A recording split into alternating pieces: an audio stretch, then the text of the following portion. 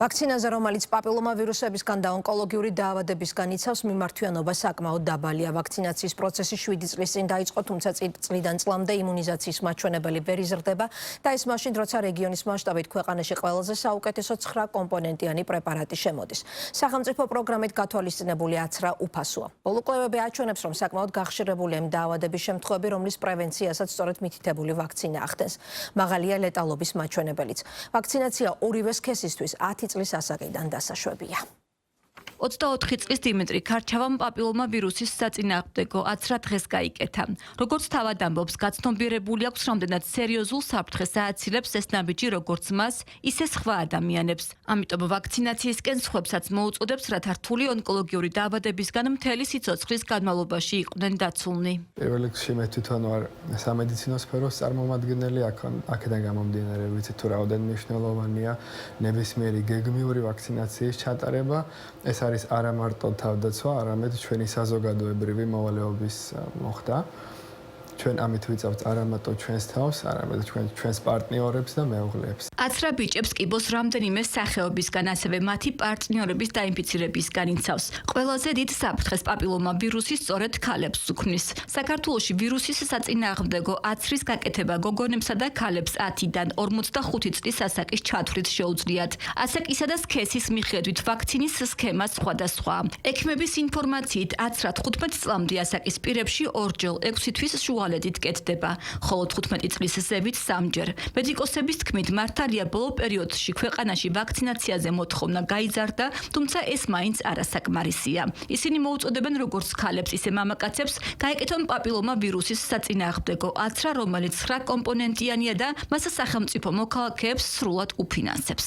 ნებისმიერ პოლიკლინიკაში შეუძლია საქართველოს ნებისმიერ მოქალაქეს მივიდეს და მოხდება აცრა ყოველგვარი შეფერხების გარეშე. 9 კომპონენტიაში შედის ონკოტიპები, ეს 16 და 18, რომელიც პაპილომას ყელის სიმსივნისგან იცავს და გარდა ამისა დანარჩენი ტიპები, რომელთაც უამრავი დაავადებები ვითარდება, კონდილომები და სხვადასხვა დაავადებები პაპილომავირუსით გამოწვეული. კალენდარული აცრისთვის, ისევე როგორც სხვა კალენდარულ აცრაზე, ბავშვს გადმოამისამართებს თავისივე პედიატრი, ხოლო რაც შეეხება ზედა ასაკს, რა თქმა უნდა, სასურველია ოჯახის ექიმთან ან სპეციალისტთან წინასწარი კონსულტაცია, თუმცა ეს არ არის პრობლემური, რადგან ისინი ისედაც სკრინინგის ფარგლებში გადიან სპეციალისტთან კონსულტაციას და შეუძლიათ პირდაპირ მოგმართონ აცრაზე. უპრიანია ეს გაკეთდეს სანამ ქალი იწყებს სქესობრივ ცხოვრებას, იმიტომ რომ მაშინ ხდება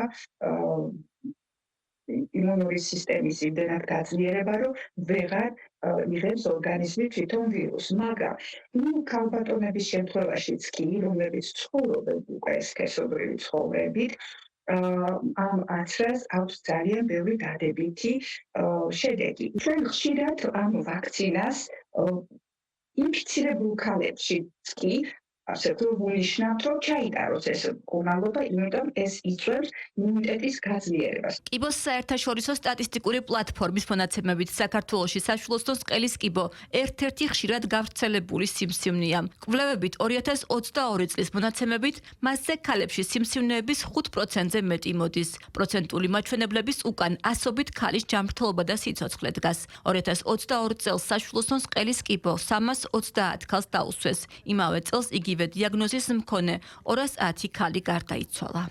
ეს სიმსივნე იმიტომით არის გამორჩეული, რომ ის არის ქალთა სიკვდილობის მეორე მიზეზი მთელ მსოფლიოში. სტატისტიკური მაჩვენებელი საქართველოში სიკვდილობის მხრივ და დაავადების გავრცელების მხრივ არის ისეთივე, როგორც ევროპაში და ყველა განვითარებულ ქვეყანაში. განსხვავებას დიდს არ გვაძლევს. რამდენადაც რთულია ეს დაავადება, იმდენად მარტივია მისგან თავის დაცვა. ამისთვის ორიოდე ინიექციის გაკეთებაა საჭირო, თანაც აცრა საქართველოში სრულად უფასოა. მსოფლიოში რამდენიმე ქვეყანას უკვე აქვს პრეცედენტი, როცა პაპილომავირუსის ვაქცინაციამ საშვილოსნოს ყელის კიბოსა და მისგან გარდაცვალების შემთხვევები გაანულა ან მინიმუმამდე შეამცირა. შოტლანდიაში 2024 წელს გამოქვეყნებულმა კიბოს რეესტრის მონაცემებმა უპრეცედენტო შედეგები აჩვენა. ადამიანის პაპილომავირუსის საწინააღმდეგო ვაქცინაციის 10 წელზე მეტი ხნის შემდეგ საშვილოსნოს ყელის კიბოს არც ერთი შემთხვევა არ დაფიქსირებულა იმ ქალებში, რომლებმაც ვაქცინა 12 ან 13 წლის ასაკში მიიღეს.